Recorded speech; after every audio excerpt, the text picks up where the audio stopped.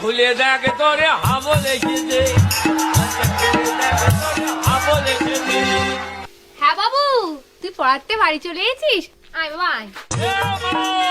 হ্যাঁ বাবু বল, মারে কি হয়েছে বাবু, তোর খুব খিদে পেয়েছে বল। মারে এ মা মারে, এটা ছাড়া অন্য কিছু বলার থাকলে বল।